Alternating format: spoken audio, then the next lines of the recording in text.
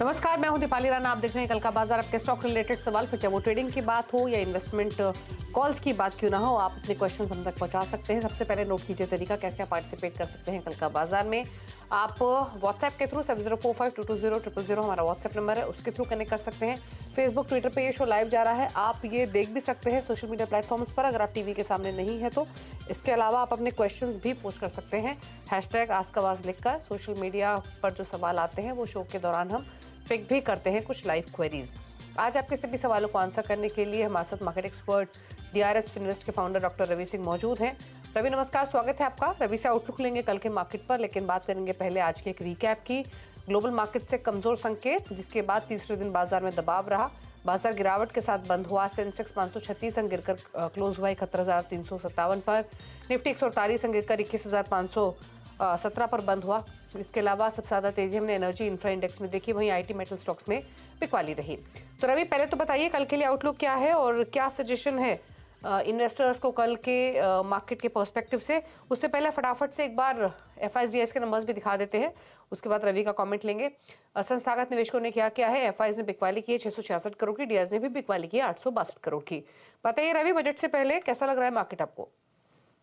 देखिए, थोड़ी profit booking यहाँ पर रिस्पेक्टेड है और आज के लेवल्स को अगर देखते हैं तो 21,480 के नीचे अगर मार्केट ट्रेड होना शुरू होता है तो एक बार 21,400 और 21,380 ये दो लेवल यहाँ पर अचीव होते हुए नजर आ सकते हैं। तो थोड़ा सा प्रॉफिट बुकिंग का माहौल यहाँ पर बनेगा। एक बार रेजिस्टेंस अगर देखते हैं तो 21,580 और 21,650 ये एक रेजिस्टेंस की तरीके से यहाँ पर निकलकर आपको देखने को मिल सकते हैं। तो ओवरऑल थोड़ा सा मार्केट कल के दिन अगर ध्यान रखें कि अगर 21,480 के नीचे जाता है तो एक बार फिर से सेल साइड के लिए इनिशिएशन करिएगा। अब बैंक निफ्टी की बात करें तो बैंक निफ्टी में अभी फिलहाल जो यहाँ पर डेटा निकल कर आए हैं उनको देखें तो FNO की तरफ से 47,700 काफी स्ट्रॉन्ग सपोर्ट की तरीके से और उन्हीं लेवल्स के पास क्लोज होता हुआ नजर आया। तो मुझे लगता है कि यहाँ पर थोड़ा सा डिप आता है तो एक बार बाय की पोजीशन वापस क्रिएट की जा सकती, यानी कि 47,500 से आपको बाय का मोमेंटम दिखाई देगा और अपसाइड जो रेजिस्टेंस है वो 48,000 के आसपास का देखने को मिल सकता है। तो ओवरऑल थोड़ा सा डिप पे वापस से खरीदारी जो है वो लौटती हुई नजर आएगी, लेकिन फिर भी थोड़ा सा प्रॉफिट बुकिंग अगर आती है तो वो अच्छा है और उन लेवल्स पर आपको यहाँ पर डिप पे बाय की स्ट्रेटजी रखनी।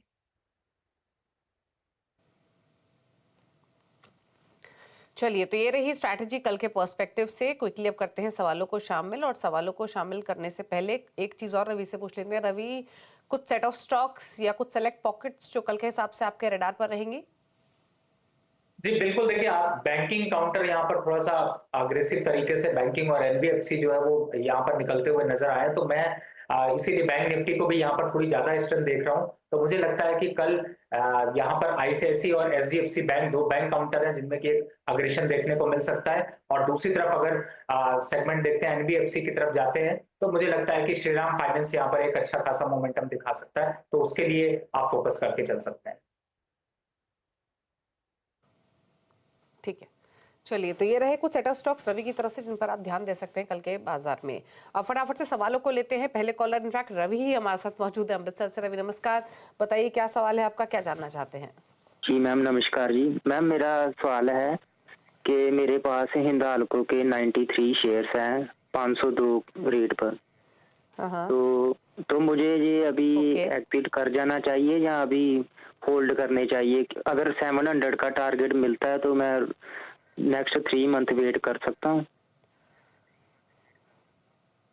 ओके, पूछ लेते हैं क्या सजेशन रहेगा।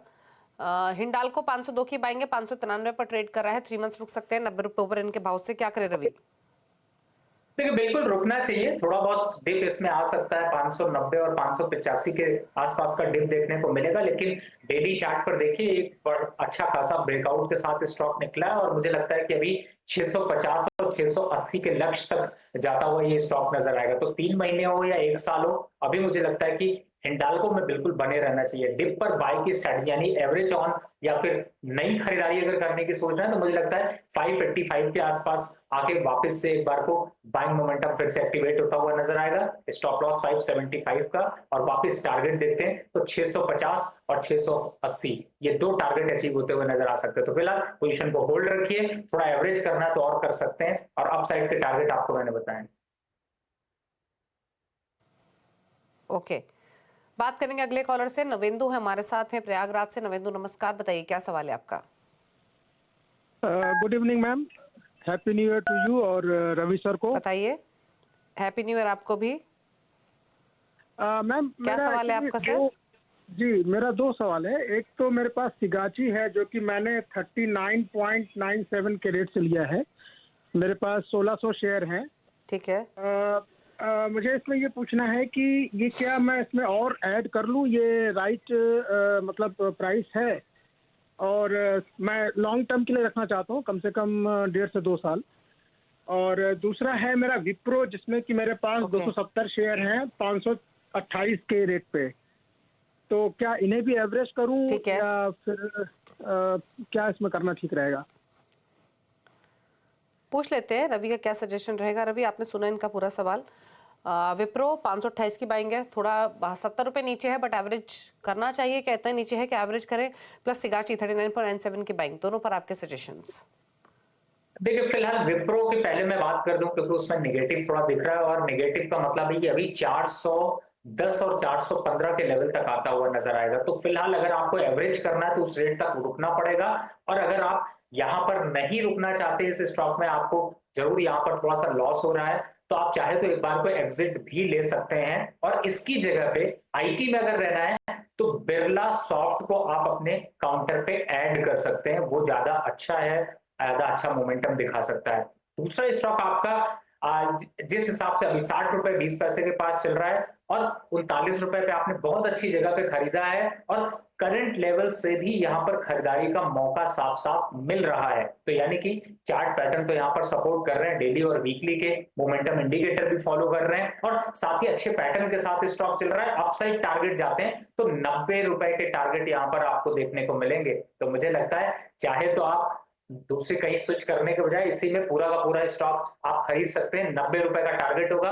स्टॉप लॉस यहाँ पर जरूरी है एक बार को जानना, स्टॉप लॉस होगा 52 रुपीज का, यानी कि 8 रुपए के स्टॉप लॉस पे आपको 30 रुपए मिल रहा है। रिस्क रिवॉर्ड रेशियो बहुत ही बेहतर है, और स्टॉक फ्रेश जो है वो हाई की तरफ निकला है। तो मुझे लगता है आप इस पे ऐड कर लीजिए, ज्यादा अच्छा है। ठीक है, चलिए, तो ये रहा सजेशन आपकी दोनों ही होल्डिंग्स पर। रौनक से बातचीत करेंगे। नाइम बहेरा से हमारे साथ कनेक्टेड है।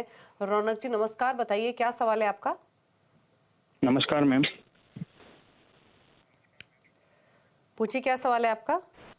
मैम मेरे पास ITI के 50 शेयर हैं 130 के रेट में। ओके, तो लॉन्ग टर्म आपका रखना है होराइजन मुझे। क्या है? काफी अच्छे फायदे में है फिलहाल तो आप। जी, लॉन्ग टर्म रखना है मुझे। ओके, ठीक है, पूछ लेते हैं क्या सजेशन रहेगा आईटीआई पर। 132 की इनकी बाइंगे, 50 स्टॉक्स हैं, काफी अच्छे फायदे में है, लॉन्ग टर्म का व्यू भी लेकर चल रहे हैं, क्या करें। देखिए वैसे प्रॉफिट तो अच्छा खासा आ रहा है, अगर चाहे तो यहाँ पर थोड़ा सा प्रॉफिट बुक कर सकते हैं, लेकिन फिर भी स्टॉक अभी अप ट्रेंड में है। यहाँ पर एक स्टॉप लॉस डाल लीजिए, उसके नीचे जाता है तो पूरी तरह से बुक कर दीजिए, वो है 290 का स्टॉप लॉस। अब टारगेट कितना आपको मिलेगा, देखिए अगर ये स्टॉक 320 के ऊपर निकल गया तो आप ये मान के चलिए कि ये स्टॉक जो है वो वापस से 350 रुपए तक के टारगेट अचीव करता हुआ नजर आएगा। तो फिलहाल आप दोनों तरीके से फायदे में है। अगर 290 का लेवल कटता है तो पूरा प्रॉफिट बुक कर लीजिए, नहीं तो अभी चलने दीजिए, और वापस 320 के ऊपर निकलेगा तो 350 तक के टारगेट यहां पर जाते हुए नजर आएंगे। तो पोजीशन को अभी होल्ड करके यहां पर चलिए और लंबे प्रॉफिट का इंतजार करिए। ठीक है, बात करते हैं अब अगले कॉलर से। रोहित हमारे साथ हैं गुड़गांव से। रोहित नमस्कार, बताइए क्या सवाल है आपका। नमस्ते Deepali ma'am, and wish you happy new year to you and Ravi sir. मेरे पास ड्रेजिंग कॉर्प के 25 शेयर्स हैं। मैं दिसंबर 2017 से होल्ड कर रहा हूँ 880 लेवल पे। और दूसरा मेरे पास वेदांता है 318 के प्राइस पे 50 शेयर्स, जो मैं अगस्त 2022 से होल्ड कर रहा हूँ। मैं आने वाले 1.5 साल तक दोनों को होल्ड कर सकता हूँ, मुझे सजेस्ट कीजिए प्लीज। Thank you. क्या सजेशन रहेगा इनके लिए वेदांता और ड्रेजिंग कॉर्पोरेशन पर। लेवल्स आपने सुने, 880 की बाइंग इनकी ड्रेजिंग कॉर्पोरेशन में है। वेदांता 263 पर फिलहाल ट्रेड कर रहा है।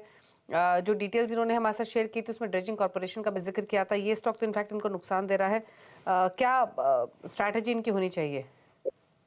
देखिए फिलहाल तो अभी मैं कहूंगा कि ड्रेजिंग से आपको निकलना चाहिए, क्योंकि ये स्टॉक अभी वीक चैनल की तरफ जा रहा है और मुझे ऐसा लगता है वापस से आपको 560 रुपए तक के लेवल दिखा सकता है। तो इससे आपको एक बार यहाँ पर लॉस बुक कर लेना चाहिए। और इनफैक्ट दूसरा स्टॉक जो आपका वेदांता है वीडीएल, वो काफी अच्छा चल रहा है। मुझे लगता है आप उसको अभी कंटिन्यू रखिए। और वीडीएल में अपसाइड टारगेट देखते हैं तो 285 के टारगेट आपको अचीव होते हुए नजर आ सकते हैं। और ये स्टॉक डिविडेंड के लिए भी बहुत अच्छा से जाना जाता है। तो मुझे लगता है कि लॉन्ग टर्म निवेश के हिसाब से वेदांता यहाँ पर ज्यादा अच्छा है, लेकिन आपको दूसरे स्टॉक से एक बार को एग्जिट होना पड़ेगा।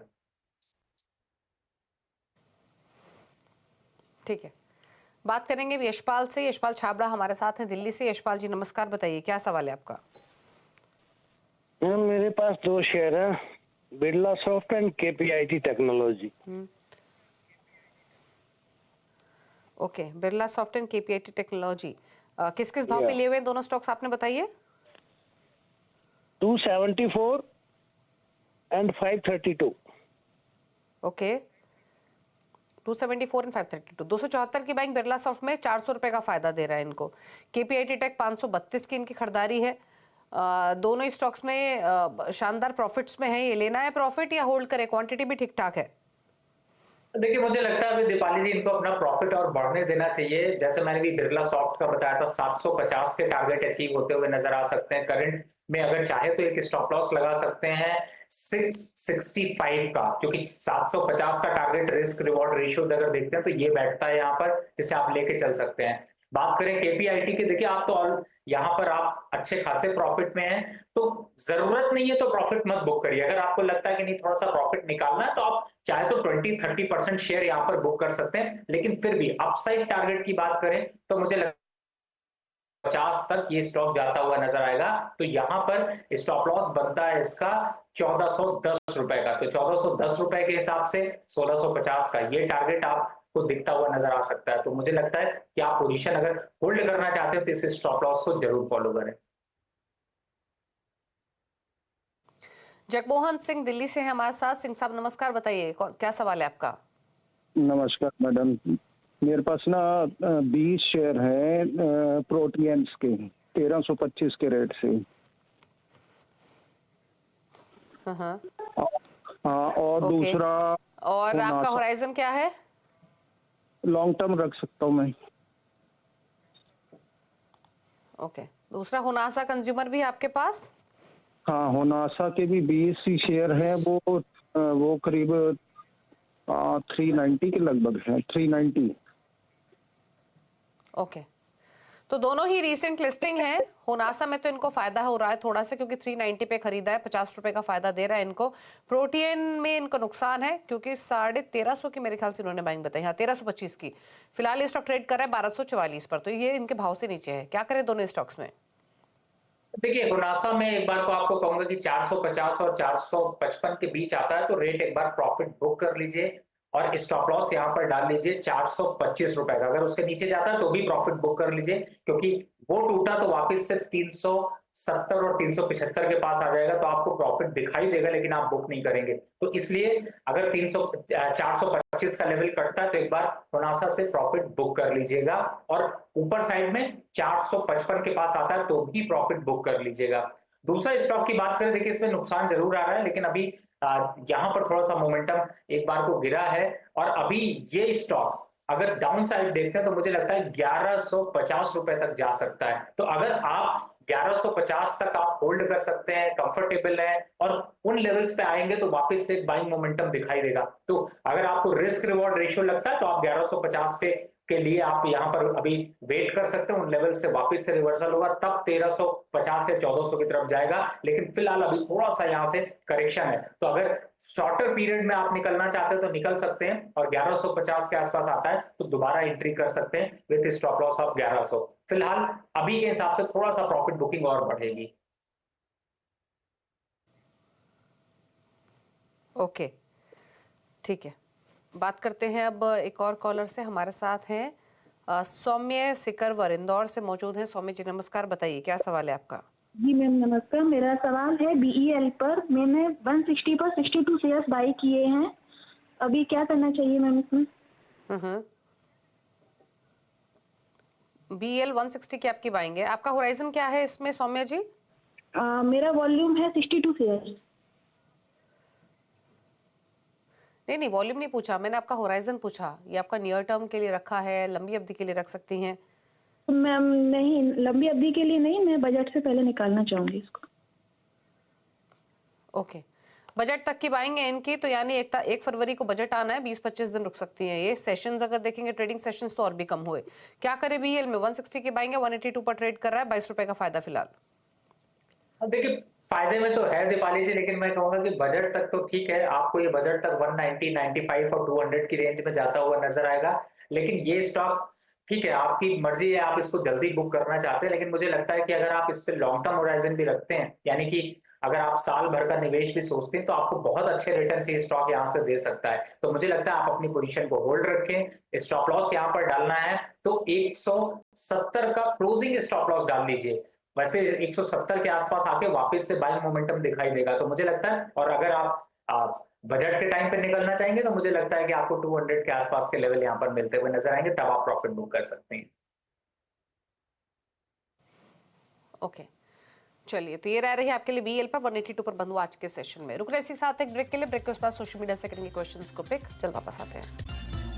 रवि सिंह बने हुए हैं, फटाफट से लेते हैं सवालों को सोशल मीडिया प्लेटफॉर्म से। क्वेश्चंस पहले पिक कर लेते हैं ट्विटर से। एक सवाल हम भेज रहे हैं मनिल का सवाल है, मनिल का सवाल लेंगे, लेकिन उससे पहले कॉलर भी हमारे साथ कनेक्टेड है, पहले उनसे बातचीत कर लेते हैं क्योंकि वो लाइन पर बने हुए हैं ऑलरेडी। अक्षय है गाजियाबाद से।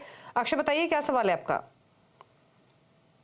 बैंक के 2200 शेयर है, 233 रुपए में लिया हुआ है कुछ महीने पहले, और ओवरऑल होराइजन है वो 1 से 2 साल का, तो इसको रखे कि निकालें?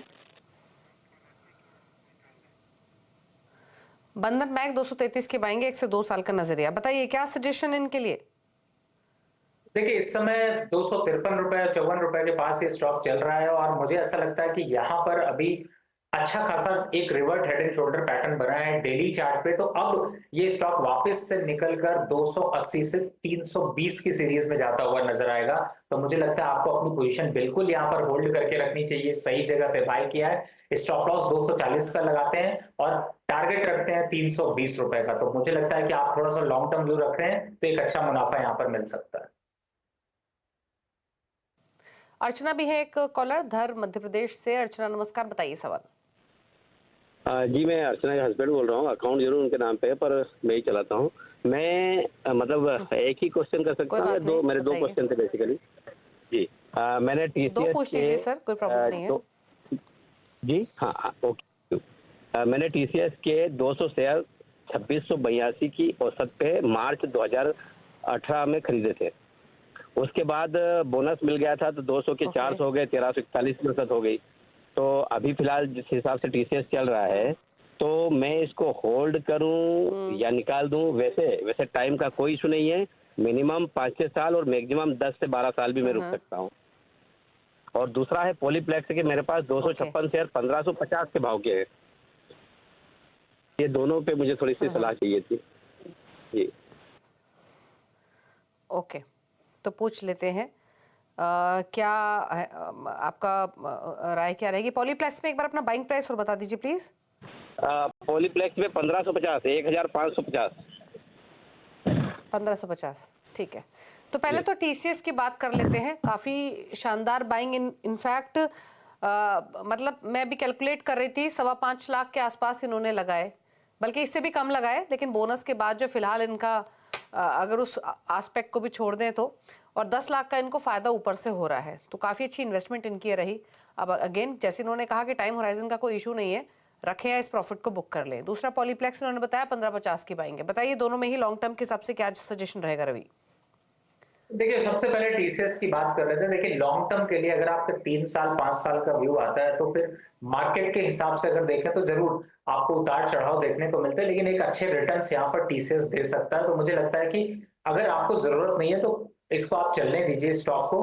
कॉन्स्टेंटली अगर देखते हैं तो मुझे लगता है कि आप average year on year comparison करें तो 16-17% के रिटर्न आपको देता हुआ आ रहा है। तो मुझे लगता है कि अभी आप इसको होल्ड करके रखें, जल्दबाजी बिल्कुल ना करें। और अगर लगता है आपको कि नहीं मुझे एग्जिट करना ही करना है, तो जब तक 3200 का लेवल नहीं करता तब तक आपको एग्जिट नहीं करना चाहिए। अब आप साइड टारगेट देखते हैं तो देखिए अभी थोड़े से रिजल्ट यहाँ पर जरूर इंपैक्ट कर सकते हैं, जिसकी वजह से थोड़ा डाउन करेक्शन देखने को मिलेगा, लेकिन 3200 के नीचे नहीं जाना चाहिए। और वापस अपसाइड टारगेट देखते हैं तो 3800-3850 के टारगेट तक के आसपास के लेवल देखने को मिल सकते हैं। तो मुझे लगता है पोजीशन को होल्ड करिए। अब पॉलीप्लेक्स में आते हैं। देखिए इस समय 1000 रुपए का अगर ये लेवल तोड़ देता है तो एक डाउनवर्ड करेक्शन में चला जाएगा, और ये स्टॉक 1000 के नीचे जाने के बाद शायद हो सकता है आपको 750 और 800 के पास मिले। तो मुझे लगता है अभी यहाँ पर अच्छा चल रहा है, अच्छे वॉल्यूम के साथ फिर से एक ब्रेकआउट दिखा है। तो मुझे लगता है अभी आप यहाँ पर 1070 के स्टॉप लॉस से अपनी पोजीशन को होल्ड करके रखें, लेकिन 1400 के आसपास अगर आ जाता है तो वहां पर आप अपनी पोजीशन को रिविजिट करें, वापस से सीएनबीसी पे कॉल करके एक बार जरूर पूछें। ठीक है, चलिए तो ये राय रही आपके लिए। और पॉलीप्लेक्स पर जहां आपको थोड़ा नुकसान हो रहा है, टीसीएस भी होल्ड करने की ही सलाह है। चलिए तो सवाल तो इतने लेंगे। रवि को क्लोजिंग कमेंट आपकी तरफ से। देखिए कल वापस से डिप पे बाय की स्ट्रैटेजी आप लोग बना सकते हैं, इसलिए इस बात का ध्यान रखें। और ऑप्शन कॉल में सेल करके बिल्कुल ना चलें, बाय साइड से चलें। और जिन भी स्टॉक्स की मैंने चर्चा करी इसमें मेरी पर्सनल कोई पोजीशन नहीं है, लेकिन क्लाइंट्स को ऐसे सजेशंस दिए हैं। ओके, चलिए शुक्रिया आपका शो में आने के लिए और सभी क्वेरीज को आंसर करने के लिए। Thank you. इसी के साथ एक ब्रेक के बाद भी खबरें जारी है सीएनबीसी आवाज पर। नमस्कार।